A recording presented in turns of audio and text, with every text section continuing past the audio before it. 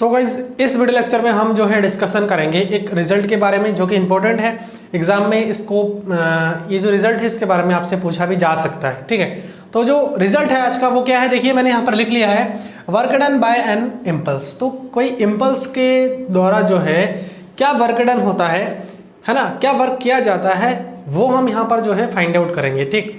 तो guys impulse जो एक वर्ड आ रहा है वो क्या है, मैं आपको ऑलरेडी बता चुका हूँ कि इम्पल्स क्या होता है या फिर इम्पल्सिव फोर्स क्या होता है, ठीक है। तो इम्पल्स क्या होता है एक शॉर्ट में बता देता हूँ मैं आप लोगों को। एक फोर्स की वो क्वांटिटी जो कि बहुत ही छोटे टाइम इंटरवल में जो है बहुत बड़ा सा फोर्स लगता है, ठीक है। यानी कि जो फोर्स हमारा लग रहा है, कौन सा फोर्स लग रहा है, एक छोटे टाइम जो है इंटरवल में एक फोर्स लग रहा है, बड़ा सा एक फोर्स लग रहा है। तो वो फोर्स कितना है, उसकी जो क्वांटिटी है उसको हम बोलते हैं इम्पल्स, ठीक। और वो जो फोर्स लग रहा है उसको हम बोलते हैं इम्पल्सिव फोर्स। तो किसी इम्पल्स के द्वारा यानी कि वो इम्पल्सिव फोर्स के द्वारा जो वर्क डन होता है वो क्या होता है हम यहाँ पर देखेंगे। और इसका जो क्वेश्चन है वो मैंने ऑलरेडी यहाँ पर नोट डाउन कर लिया है, तो आप लोगों को मैं पढ़ के समझा देता हूँ। उसके बाद जो है मैं आप लोगों को डायग्रामेटिक वे में इसको एक्सप्लेन करने की कोशिश करूंगा, ठीक है। देखिए क्या है, अब बॉडी, एक बॉडी है हुज मास इज m, जिसका मास जो है क्या है इज एक्टेड अपॉन, जिसका मास हमारा m है, is acted upon at a given point p। तो एक p पॉइंट पर जो है एक्ट करता है by a blow of impulse x। तो एक इम्पल्स हमारे पास क्या है x है, ठीक है। एक इम्पल्स हमारे पास x है। अब यहाँ पर कंफ्यूज नहीं होना है, जो इम्पल्स में वर्ड यूज कर रहा हूँ ये एक्चुअल में फोर्स ही है। ये जो x है यहाँ पर ये एक्चुअल में क्या है फोर्स ही है। तो कोई फोर्स जो है एक बॉडी पर एक्ट करता है जिसका मास क्या है m है, ठीक, एक पॉइंट p पर। तो इम्पल्स x कहने का मतलब ही यही है कि एक छोटे टाइम इंटरवल में एक बहुत बड़ा सा फोर्स काम करता है, तो उसी को हम इम्पल्स बोलते हैं। If v and v1 B the velocities of p, और जो है v और v1 जो है हम मानते हैं कि p का जो p पॉइंट हमने कंसीडर किया है एक बड़े रिजिड बॉडी में, तो उसका जो वेलोसिटी है उस p पॉइंट का वो हमारा v और v1 है in the direction of x direction में, ठीक है।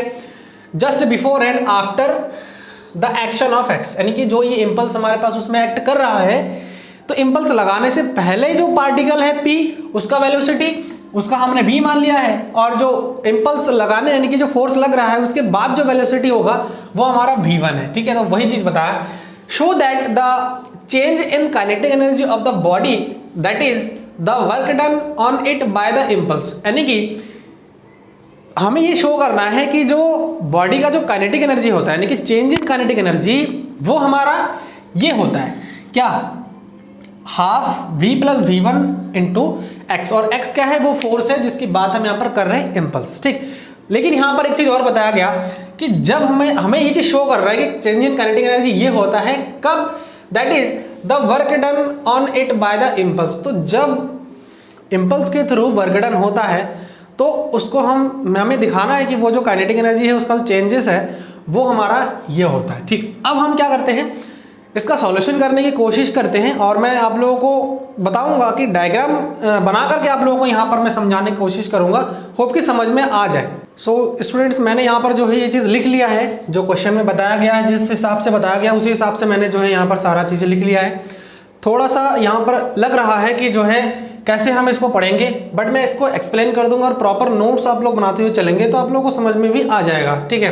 तो देखिए क्या है, let g be the centre of gravity of the body, take a line through g parallel to the direction of x। तो हमने क्या कर दिया है, g को हमने मान लिया कि सेंटर ऑफ ग्रेविटी एक बॉडी है, ठीक है। इसको हमने मान लिया कि एक रिजिड बॉडी है जिसको हमने कंसीडर किया है, और ये जो g है यहाँ पर इसको हमने मान लिया कि ये जो रिजिड बॉडी है इसका हमारा क्या है सेंटर ऑफ ग्रेविटी है, ठीक है, सेंटर ऑफ ग्रेविटी। अब हमने क्या कर दिया है, एक लाइन हमने x एक्सिस के पैरेलल जो है एक लाइन हमें ले लिया है, ठीक है। देखिए यहाँ पर take a line through g parallel to the direction of x as x axis, ठीक है। तो देखिए हमने जो है इस x एक्सिस के पैरेलल जो है एक लाइन ले लिया है जस्ट बिफोर द इम्पल्स, ठीक है। अब देखिए यहाँ पर एक्चुअली में ये जो x है वो हमारा क्या है एक इम्पल्स है यानी कि एक फोर्स है, ठीक है। ये x को हमने एक इम्पल्स फोर्स ले लिया है, किसके पैरेलल, x एक्सिस के पैरेलल लिया है। आप ये चीज समझ लीजिए, ये जो फोर्स हमने यहाँ पर लिया है एक p पार्टिकल पे है ना, ये जो है हमारा एक पार्टिकल p है और इस पर जो है हमने एक फोर्स लिया है यानी कि इम्पल्स लिया है जो कि एक्स एक्सिस के पैरेलल है, और इसका जो हमारा कोऑर्डिनेट है वो हमने मान लिया है कि x, y है। ठीक है, तो यहां पर द इम्पल्स जस्ट बिफोर, मतलब पहले, इम्पल्स के पहले, जब हमने इम्पल्स अप्लाई नहीं किया, इनके फोर्स अप्लाई नहीं किया, तो उसके पहले the impulse let u and v be the velocities of the centre of gravity g। u और v को देखिए, u, ठीक है, u ये है और ये v ये है, तो ये u और v देखिए, ये जो लाइन है हमारा सेंटर ऑफ ग्रेविटी वाला लाइन है, तो हमने मान लिया कि u और v जो है हमारा क्या है, वेलोसिटी है सेंटर ऑफ ग्रेविटी g का। कब? जस्ट बिफोर द इम्पल्स, यानी कि फोर्स अप्लाई करने से पहले। Parallel to x axis and y axis, यानी कि ये जो हमारे पास है वो एक्स एक्सिस के पैरेलल है, देखिए एक्स एक्सिस है, ये वाई एक्सिस है, तो ये जो v है वो वाई एक्सिस के है और जो u है वो एक्स एक्सिस के पैरेलल है। ठीक, उसके बाद यहाँ पर जो है and omega be the angular velocity about g। अब देखिए जो ओमेगा हमने लिया है ये हमारा एंगुलर वेलोसिटी है, क्योंकि अगर इसमें फोर्स अप्लाई हो रहा है तो ये बॉडी कहीं ना कहीं रोटेट करेगी, और जब बॉडी रोटेट करेगी तो हमारे पास जो है इस पार्टिकल का कोई एंगुलर वेलोसिटी भी एग्जिस्ट करेगी। समझ में? रोटेशन में हम एंगुलर वेलोसिटी यूज करते हैं। जस्ट आफ्टर द इम्पल्स, अब क्या है कि जब हमने यहाँ पर फोर्स अप्लाई कर दिया है उसके बाद जो वेलोसिटी होगा इसके करस्पॉन्डिंग जो क्वांटिटी होगा, किसका किसका, u का, v का, और ये जो ओमेगा हमने लिया है, किसका किसका, u, v और ये जो ओमेगा है, तो हमने मान लिया कि u का जो करस्पॉन्डिंग क्वांटिटी होगा वो u1 होगा, v का जो करस्पॉन्डिंग क्वांटिटी होगा v1 होगा, ओमेगा का जो करस्पॉन्डिंग क्वांटिटी होगा वो ओमेगा होगा। तो वही यहाँ पे लिख दिया है just after the impulse let u1 v1 omega 1 be the corresponding quantities, let x, y be the coordinate of the point P, और ये x, y है जो कि P का कोऑर्डिनेट है आपका, and m be the mass of the body, और ये जो बॉडी है इस बॉडी का जो टोटल मास है हमारा वो हमारा m है। ठीक है, अब गाइस देखिए यहाँ जो ये क्वेश्चन मैंने लिया है वो मैंने ऑलरेडी डिस्कस कर रखा है, आपको कल के वीडियो लेक्चर में आप लोगों को बताया था कि इक्वेशन ऑफ मोशन क्या होता है जब हमारा फोर्स कैसा हो, इम्पल्सिव फोर्स हो। तो इम्पल्सिव फोर्स जब होता है तो इक्वेशन ऑफ मोशन हमारा ये था। ठीक, अब यहाँ पर देखिए हम जो एनालाइज कर रहे हैं, यहाँ पर जो हम डिस्कशन यहाँ पर कर रहे हैं, जो इम्पल्स है ये किसके पैरेलल है, एक्स एक्सिस के पैरेलल है। इसका मतलब है कि हम यहाँ वाई एक्सिस से हमें कोई लेना देना नहीं, वाई एक्सिस हमारा यहाँ पर क्या हो जाएगा, जीरो हो जाएगा। ठीक, ऐसा हम समझ के चलेंगे। कहने का मतलब ये है कि जो ये हमारा फोर्स लग रहा है, इम्पल्स है, वो एक्स एक्सिस के पैरेलल है, वाई एक्सिस के पैरेलल नहीं है। तो वाई एक्सिस के पैरेलल अगर हम फोर्स की बात करें, इम्पल्स की बात करें तो वो हमारा जीरो होगा, लेकिन एक्स एक्सिस के पैरेलल अगर हम फोर्स की बात करें तो वो हमारा एक्स रहेगा, जो कि हमने यहाँ पर कंसीडर किया है। तो देखिए पहला इक्वेशन एक्स एक्सिस के अबाउट जो होता है वो m u1 minus u is equal to capital X, क्योंकि यहाँ जीरो नहीं हो सकता, ये हमारा पास x के पैरेलल है फोर्स। ठीक है, ये जो मैं लिख रहा हूँ ये कहाँ से आया, इसके लिए आपको कल का वीडियो लेक्चर देखना पड़ेगा, वहाँ पर मैंने डिस्कशन कर रखा है। ठीक है, तो वहाँ से आप लोग जा करके देख लीजिए। उसके बाद देखिए दूसरा m v1 minus v is equal to zero. क्यों जीरो? क्योंकि हमने जो इम्पल्स यहाँ पर कंसीडर किया है, जो फोर्स यहाँ पे कंसीडर किया है वो एक्स एक्सिस के पैरेलल है। बार बार बता रहा हूँ, ध्यान रखना, वाई एक्सिस के पैरेलल नहीं है, इसलिए यहाँ पर जो y का वैल्यू है वो जीरो हो गया। फिर जो हमारा तीसरा इक्वेशन था कल के लास्ट लेक्चर में, जो रिजल्ट में तीसरा इक्वेशन था m की square omega 1 minus omega is equal to minus y x. यहाँ पर हमारे पास जो है स्मॉल x कैपिटल y था, तो कैपिटल Y की वैल्यू तो जीरो ही है, तो जब जीरो रख देंगे तो माइनस का y small y capital x आ जाएगा। ठीक है, तो ये 1, 2 और 3 इक्वेशन हम इसको लेट कर लेंगे। फर्दर आगे क्या प्रोसेस हम यहाँ पर देखेंगे। देखिए हमारे पास इक्वेशन फर्स्ट, सेकंड और थर्ड आ चुका था, जो कि ये है, मैंने यहाँ पर लिख लिया है सेपरेट तरीके से। अब हम क्या काउंट करेंगे, चेंज इन काइनेटिक एनर्जी हमें निकालना है। ठीक है, तो चेंज इन काइनेटिक एनर्जी कैसे, इज इक्वल टू, देखिए काइनेटिक एनर्जी में चेंज कैसे होगा, हाफ mv स्क्वायर होता है काइनेटिक एनर्जी। ठीक है, तो mv, और चेंज निकालने के लिए हमें फाइनल माइनस इनिशियल करना पड़ेगा।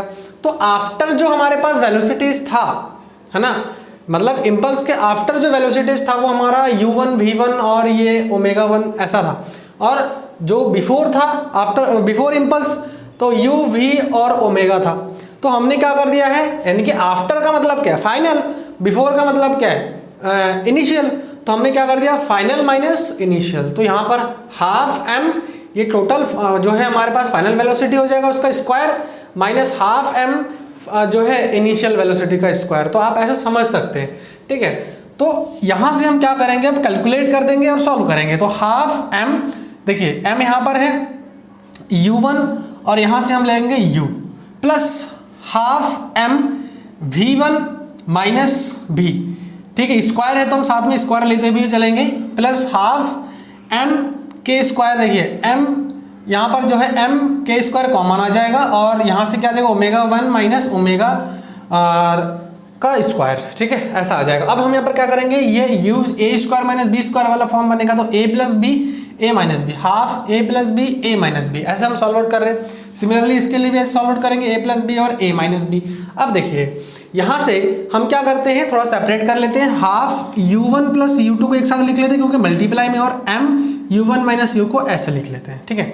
प्लस ऐसे ही सिमिलरली यहाँ पर हाफ ये जो v1 है प्लस v का हम एक साथ लिख लेते हैं और m को इसके साथ मल्टीप्लाई में ले लेते हैं, plus half omega 1 plus omega को ऐसे एक साथ लिख लेते हैं और m के स्क्वायर को इसके साथ लिख लेते हैं। उसका रीज़न क्या है कि अभी हम यहाँ से डायरेक्ट वैल्यू पुट करेंगे। तो देखिए हाफ u1 प्लस u, और इसके प्लेस पर मैं यहाँ से इक्वेशन फर्स्ट से क्या रख सकता हूँ, x रख सकता हूँ कि नहीं, m u1 plus u1 minus u को x लिख सकता हूँ, तो मैंने x लिख दिया है। प्लस देखिए v1 plus v, half v1 plus v, m v1 minus v का जो वैल्यू है वो क्या है, इक्वेशन सेकंड से 0 है, तो मैंने 0 रख दिया, तो पूरा ही 0 हो जाएगा क्योंकि मल्टीप्लाई करेंगे। हाफ ओमेगा 1 प्लस ओमेगा के प्लेस पर देखिए मैं क्या रख सकता हूँ, यहाँ पर m के स्क्वायर ओमेगा 1 माइनस ओमेगा, इसके प्लेस पर मैं माइनस का y स्मॉल y x लिख सकता हूँ, तो मैंने लिख दिया है। और यहाँ पर भी लिख दिया है from first second and third. तो हम इसको सॉल्व आउट करने के बाद half u1 plus you x minus, देखिए माइनस आगे आ जाएगा, तो हाफ y(x) और ब्रैकेट में ओमेगा 1 प्लस ओमेगा। अब हम क्या करेंगे, देखिए हाफ यहाँ पर है, x यहाँ पर है, हाफ यहाँ पर है, x यहाँ पर है, तो हम क्या कर लेंगे, कॉमन लेंगे और जो बचेगा उसको ऐसे लिख देंगे, जो है u1 को y ओमेगा 1 के साथ लिखेंगे और जो है u1 को ओमेगा y के साथ लिखेंगे, ठीक है, 1 को 1 के साथ लिखेंगे और जो यहाँ पर थोड़ा सा मिस्टेक हो गया है, u आएगा यहाँ पर, ठीक है, u माइनस ओमेगा y आ जाएगा। अब यहाँ पर क्या करेंगे, इसको हम v मान लेंगे और इसको जो है v1 मान लेंगे, 1 के लिए v1 मान लेंगे और इसको हम सिंपल v मान लेंगे। तो जब ऐसा मानेंगे तो हमारे पास जो है जो रिजल्ट हमें प्रूव करना था वो चीज़ हमें मिल जाएगा, हैंस प्रूव्ड। तो होप कि आपको जो ये लेक्चर था और ये जो टॉपिक था वो अच्छे से क्लियर हो गया है। अगर कहीं पर डाउट है तो आप लोग मुझे कमेंट करके बता सकते हैं। So thanks for watching this video.